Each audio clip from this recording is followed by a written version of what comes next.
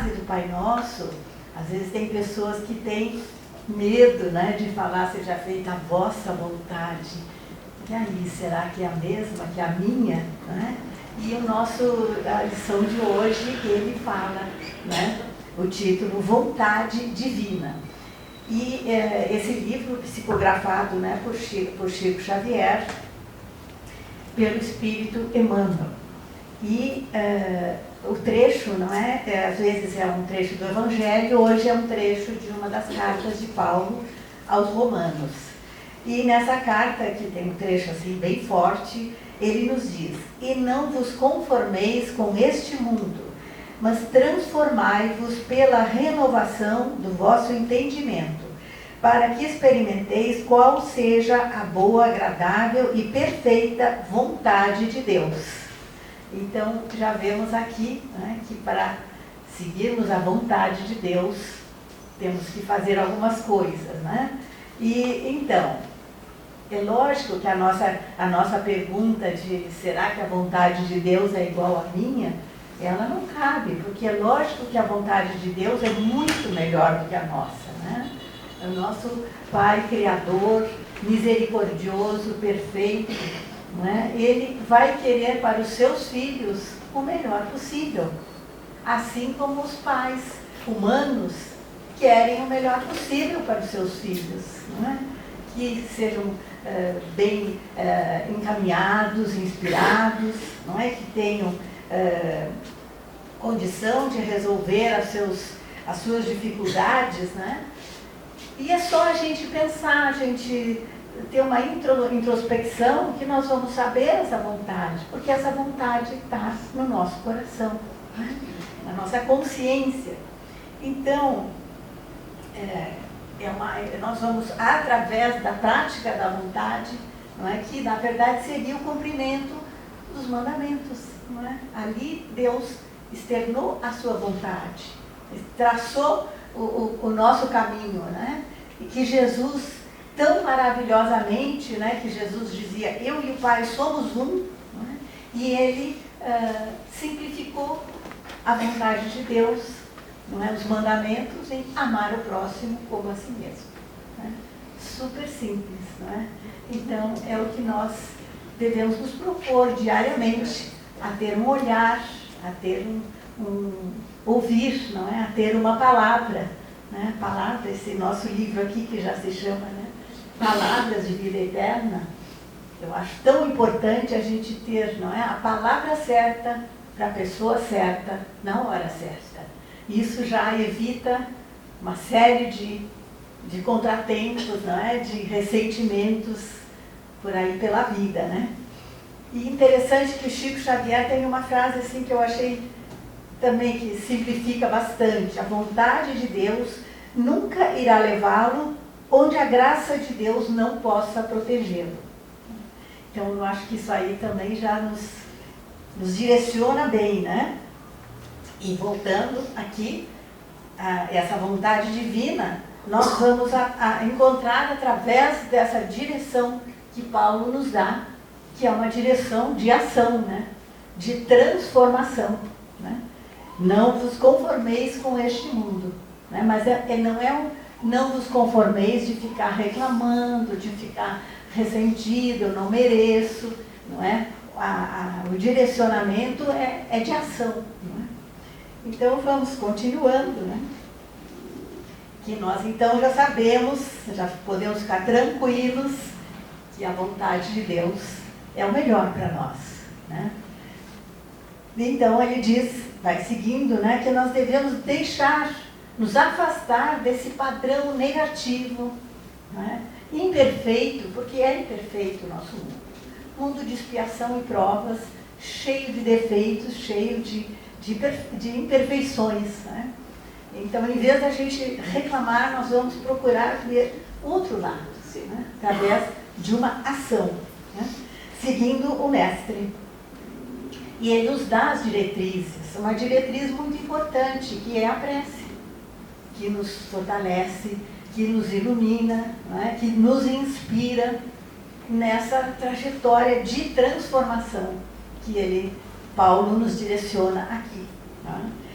E através dessa oração nós vamos conhecer melhor a palavra de Jesus, a mensagem, não é, as suas diretrizes para nós procurarmos pôr em prática, né, esse trabalho pelo próximo.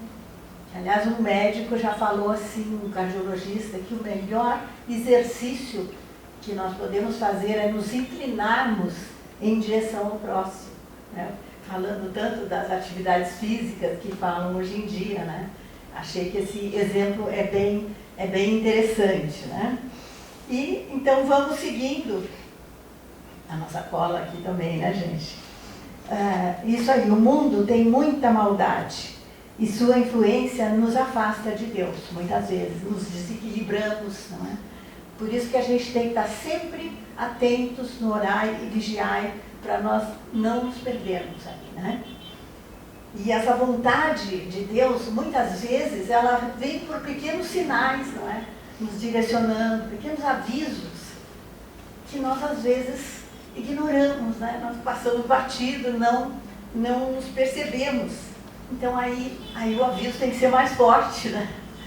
Geralmente vem por uma dificuldade, não é? Por uma enfermidade, que nós geralmente nos ficamos nos perguntando por que para mim, por que eu, né?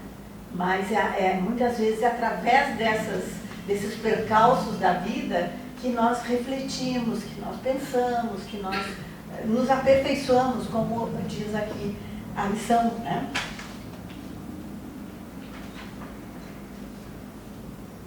Às vezes vem através dos amigos, não é? Esses avisos assim, enfim. Isso quer dizer que nós temos que estar atentos na vida, não é? O que vai acontecendo ali, será que, né?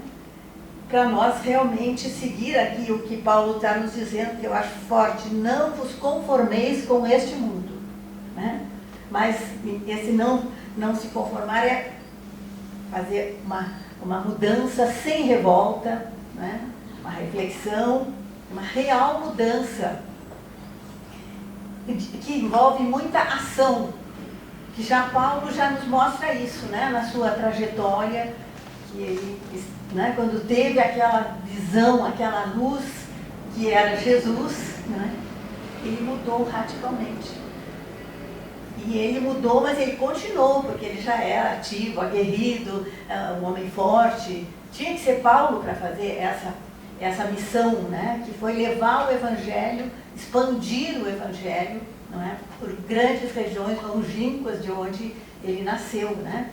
Então, Paulo já nos mostra que é preciso ação, não é? E Jesus, em várias passagens, ele nos mostra isso também. Claro, orar é importante, ter uma reflexão, uma meditação, mas ação, como várias pessoas, aquele paralítico que ele curou, o que ele disse depois? Levanta-te e anda. Quer dizer, ele não quer que nós fiquemos vítimas, mas que a gente procure, não é, dar a volta por cima e resolver, né? A questão da prece, não é? Muitas pessoas dizem, não preciso rezar, pedir, porque Deus já sabe o que eu preciso. Ele sabe. Às vezes nós é que não sabemos, né? E Jesus diz claramente no final da sua passagem, pedi e recebereis.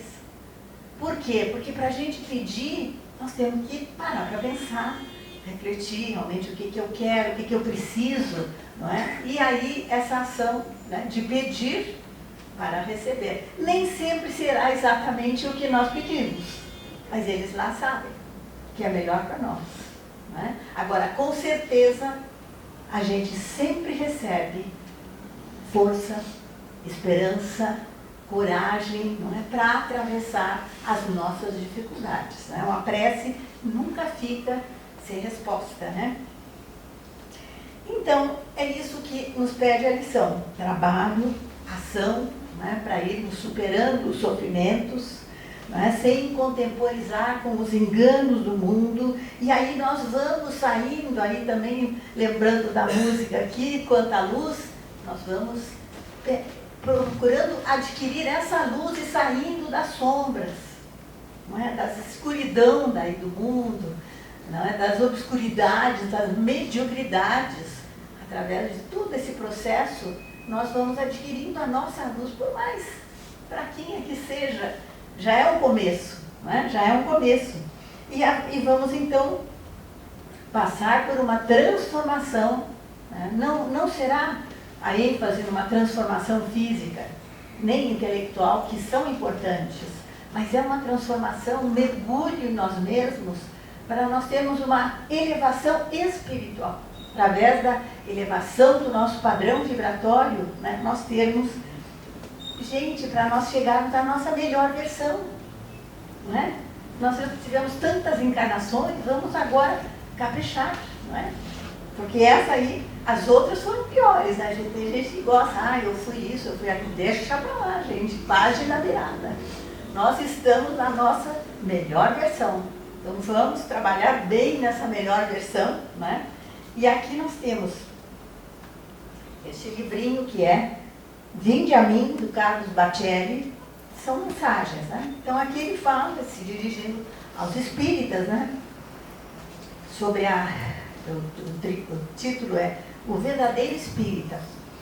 Vive naturalmente mais preocupado em melhorar a si mesmo no combate sistemático às imperfeições que lhe dizem respeito, que procura identificar muito mais em si do que nos outros, nos quais reconhece irmãos travando lutas idênticas às suas. O verdadeiro espírita não é um modelo acabado de perfeição moral da qual evidentemente se encontra muito distante, mas mesmo diante dos muitos erros que ainda comete, não se permite se acomodar na queda. Quase no mesmo instante em que cai, se levanta. Como podemos lembrar do filho pródigo, né? Que errou, não é? Aí ele caiu tanto e ele se levanta, se arrepende e volta para o Pai. Né? Então, sem perder o foco no objetivo a ser alcançado, que é a nossa melhoria, né? Só para a gente lembrar de novo, não vos conformeis com este mundo, gente. Mas o mundo nós não conseguimos mudar. Então, nós que temos que melhorar o nosso padrão vibratório para que certas situações, certas coisas, certas pessoas nem cheguem perto de nós, né? E uma homenagem, uma grande médium, Isabel Salomão, de Minas, que faleceu essa semana aos 100 anos, deixando uma obra magnífica, né?